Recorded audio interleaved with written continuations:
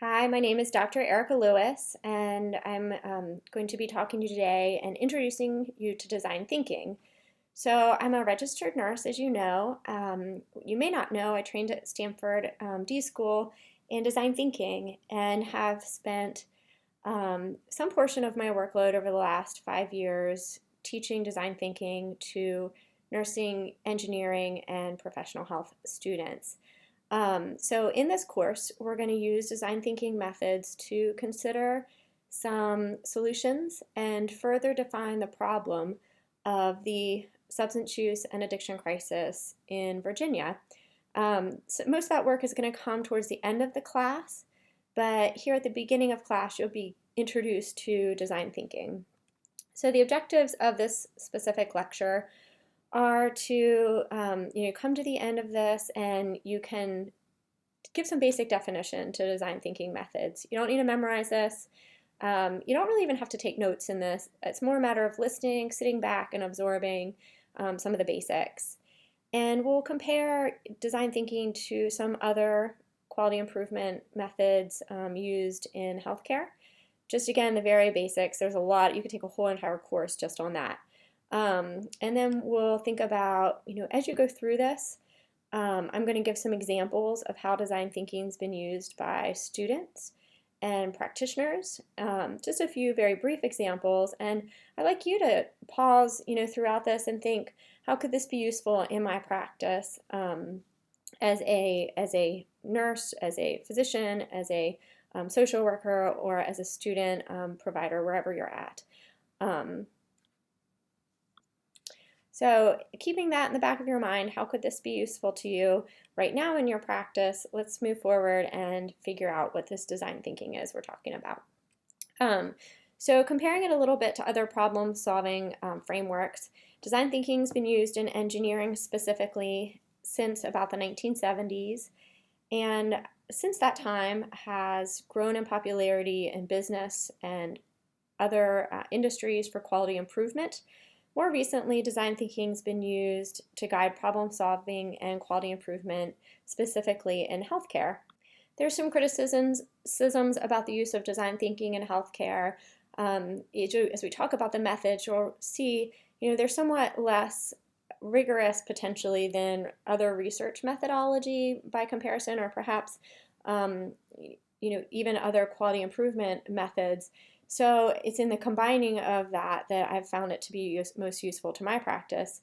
So those are that's one of the criticisms. Some of the benefits of design thinking, there's an explicit focus on inclusion of stakeholders throughout the entire process, especially explicit at the beginning of the process.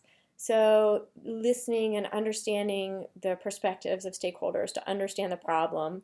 And there's a much heavier focus, nearly, I would say, twofold that in this process to understanding the problem before suggesting any solutions than any other quality improvement framework I've worked with.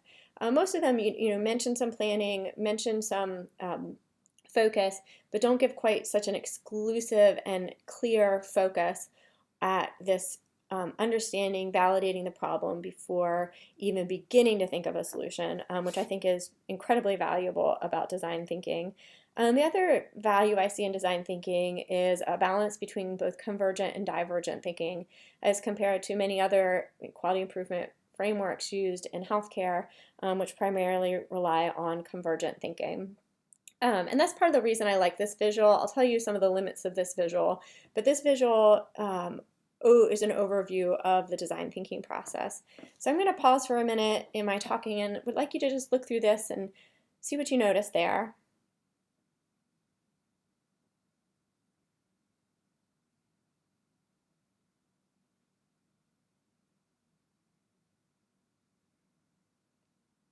So this visual gives the steps of the design thinking process: empathize, define, ideate, prototype, test. And they're laid out here very linearly, which, for better or worse, when you're learning a process, it's best to talk about it linearly, although we recognize that when implementing nearly any process, it's a lot messier than a linear description can convey. And, similarly, design thinking is very messy in the way it's implemented. You may move from empathy into definition, and then into ideate, back to empathy, into prototyping, back to empathy, into redefining the problem. It's just not quite the stepwise. And you can probably think of other process things you've learned about in your healthcare training that were laid out very linearly, and then you got into practice and you're like, whoa. Sometimes practitioners don't even think they're using the process because it's so much messier than the way it was explained. And I would just challenge you to actually use the process when it comes to design thinking, and to recognize that it's not going to be implemented ultimately in the way that you heard about it in a stepwise fashion. So this visual does illustrate the convergent and divergent thinking that happens in design thinking. So convergent thinking is the coming together of ideas, and divergent thinking is when ideas and thinking gets larger, broader, multiplied. There's lots of different thoughts. So you can see, specifically there within the empathy phase and the ideate phase, there's this divergent explosion of ideas. So the philosophy behind that is that when you're empathizing with stakeholders, there's really, never too much data that you can get. You obviously have to stop at some point, but the broader your collection of data, the better your ability to empathize with the stakeholders, to understand the crux of the problem in order to define it well. And similarly, once you get to the part of coming up with ideas, there's no end to how many interesting and different ideas could ultimately prove to be productive. Sometimes the most outlandish ideas turn into being the most innovative. Although there also needs to be explicit convergence, or else you'd be running around, implementing all of these different ideas and not really being clear about it or understanding the effects. So you see that after the empathy phase comes some definition of a problem into a clear kind of point where you understand the crux of the issue at hand from the stakeholder's perspective. And then also, again, after ideating, there needs to be some narrowing down, some picking of ideas to prototype and test. So it's this balance between convergent and divergent thinking that makes design thinking uniquely useful from my perspective.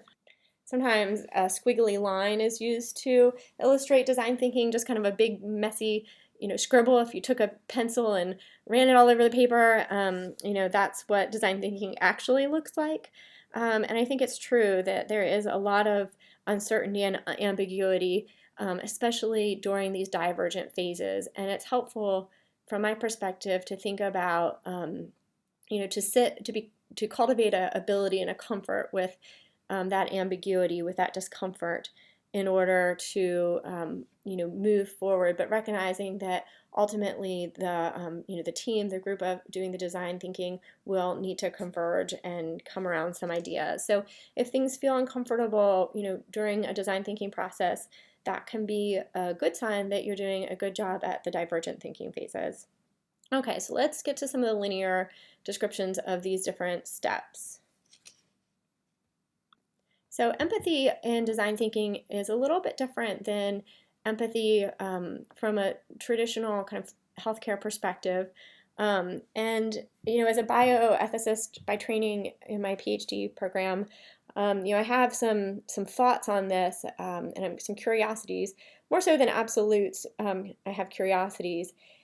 Could this idea, a different version of empathy, be more healthy for healthcare providers, as opposed to kind of the bottomless pit of empathy that was sometimes assumed in health profession trainings?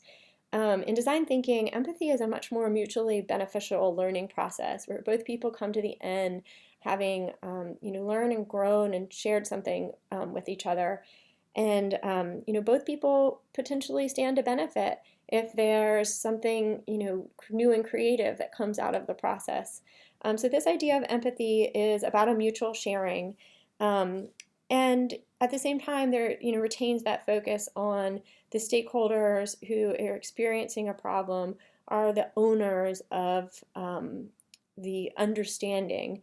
and empathy is needed in order to gain some understanding in order to collaborate towards a solution. So during the empathy phase, the design team is looking to learn about the perspective of people who are affected by the problem at hand and to do the best to see things through their eyes, all the while, humbly recognizing that you can never fully know what someone else experiences. So empathy is achieved through interviews, through observations, and through experiencing what stakeholders experience. So once empathy for the stakeholders is obtained, the next step is to define the problem. And empathy maps are used to help with problem definition. So you see some empathy maps there, an empathy map there on the left and in top right, and then you see a student team meeting with their industry, an industry stakeholder for a problem they were trying to solve. And that picture is meant to remind us that even through these other stages, through definition, through ideating, we always need to be coming back to the stakeholders to be making sure that the assumptions we're making are validated with their experience because they are the owners of the understanding of the challenge or the problem. So the first step in an empathy map is writing down what the person said and did. So what they said is kind of explicit. What they did, we've all likely been part of these scenarios where you're in a conversation with somebody, maybe you're a healthcare provider, you're asking them about their family history, and they're saying, oh, I have a great relationship with my son, but their voice drops and their head, and eyes divert, and you sense that there's something else there. So it's those things that people do that sometimes really help you to get appropriate inferences into how they're thinking and feeling. So it's a pretty kind of basic example, and keep kind of giving individual examples to make sense of this, but keep in mind that we're really thinking of this as a collective group of stakeholders. So putting whatever they all said, what they all did into this empathy map, and then making inferences, what are these stakeholders thinking and feeling, and validating those inferences back with the stakeholders.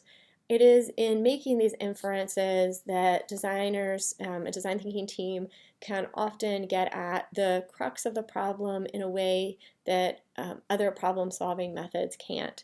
And again, just reiterating the importance of going back and validating the assumptions with the stakeholders. So empathy maps are used, the define stage. The goal of the end of the define stage is to have a problem statement. So this is a convergent phase, start organizing the content from the empathy generation and converging on a problem statement. And you want that problem statement to be narrow enough so that it illustrates the crux of the issue, but broad enough so it doesn't dictate any one solution. So just to give an example to make sense of that, I had some students, engineering and nursing students, who were interviewing some elementary school students who had headaches at school. And through interviewing all the stakeholders, they essentially converged around this idea that this was a hydration issue, and they came back with this problem statement that was pretty bad. They said, it'd be game-changing if students at X elementary school could have better water fountains. Well, first of all, that's hardly inspiring, and a problem statement, a game-changing problem statement should be a little bit exciting and inspiring. Second of all, it really limits what the potential solutions are. As soon as you hear that, all you think about are, well, what can we do about water fountains? So a much better problem statement would be, it would be game-changing if students at X elementary school could stay hydrated in a way that didn't interrupt learning. So a little bit more exciting, like what do we do with that? I don't know, there's lots of potential possibilities, but also still really defines a clear problem based on what they had heard from their stakeholders, that they needed to be staying hydrated and that they didn't want learning interrupted. So a much better problem statement. So after defining the problem, the group, and I keep saying design thinking team and group, and I'll pause here to say that design thinking is inherently a multidisciplinary or interprofessional activity. In my experience, it's important to have at least 3 disciplines at the table when coming up with defining the problem and when ideating potential solutions. It's that mix of unique lenses that leads to appropriate and unique inferences during the definition of the problem and creative ideas during the ideate phase. So this is inherently a team activity. So during the ideation phase, the team comes up with potential solutions. The more diverse solutions, the better. And during any brainstorming you do in the class, we'll learn about some techniques for coming up with creative ideas, for growing a creativity muscle. Creativity is like anything else. You can practice it and get better at it. So we'll learn some brainstorming techniques for ideation in the course. An example, sometimes if you're brainstorming, it can be helpful to come up with ideas that you wouldn't normally by putting constraints on that. So come up with 10 ideas that cost $1 million. Or come up with 10 ideas that if you implemented them, you'd probably get kicked out of school. That might sound kind of crazy because obviously we're not going to let you implement an idea that would get you kicked out of school, and you don't really want to do that. But sometimes it's those off-the-wall things that then it's the yes and the follow-up to that comes up with something that's just a little off-the-wall enough to be an actual solution, an actual creative solution. I had a student team that was working with some fighter pilots in California, coming up with solutions to some problems they were having with essentially flight records. So something kind of mundane. And it was only by making a whole entire list of things that would get them kicked out of school for implementing that they were able to come up with something that branch of the military had never thought of, that had potential to work and is under consideration for implementation. So sometimes you have to put constraints on ideating and use brainstorming techniques to come up with a variety of ideas. So that's the idea of that phase. After the ideate phase, the next step of design thinking is to prototype. So design thinking is built on the premise that showing is better than telling about a solution. And there's a few particularities about this. So first of all, even if the solution is a process solution, so not perhaps a product, this maintaining a visual of that is still really important. And I can give you some examples, show you some ways that students have visualized processes changes in past classes, if that ends up being helpful for what we're doing here. But this idea of showing, not telling, even if it's a process solution, is really fundamental because people interact with something visual in a different way. They can give better feedback to it. The other important point during prototyping is that it is much more beneficial to have a quick prototype that you can get some feedback on before you become wedded to an idea than it is to have the prototype, at least in the initial stages, build out fully and accurately. What you see here are students making a prototype with cardboard. And you'll practice a similar exercise where you're going to make something to show and make it in 5 or 10 minutes. And the idea here is to spend the least amount of time making a visual so that you can get some feedback, but it's something that visually accurately represents your ideas. And by doing something quick, visual, you become less wedded to it. So let's say you spend a class making something, you're going to be much more open to feedback than if you'd spent a whole year and $100,000 making a prototype. By that time, you're really not open to hearing from someone that it's not going to work. So you have to balance, having it be a prototype that visualizes what your idea with something that you're not going to be so wedded to that you're not really willing to take any feedback on the idea. So that's important to design thinking. And then as the prototype becomes more developed, you can test the idea. And testing can be market testing, it can be research testing, it can be physical kind of engineering tests. So as the prototype becomes more developed, you see some students there with a wired device. It's still pretty rudimentary, but this was some time ago, and they came up with a lockbox for dispensing methadone or Suboxone. So they were looking to have this box be locked and people will be only able to access one pill at a time. But you see there, they have a PEZ container and a wired mechanism for a once a day release of a tablet that would look probably pretty different than their ultimate device if they were going to actually release this to the public, but is enough to begin doing some testing and see if people are interested in using a device like that. So during the testing phase, the prototype becomes more sophisticated and the testing more rigorous. So back to this, design thinking image, look at it again and think about each of these phases. How might you think about these ideas and use them to consider practice changes in what you're doing today? And how might you think about incorporating concepts of empathy from a design thinking perspective or ideation from a design thinking perspective into what you're doing in this class? So you'll be hearing quite a bit about that as we come to the end of this course. And for now, I just wanted to plant the seed that you know about design thinking and you can be thinking about it as we learn about substance use disorder and addiction. All right, thank you.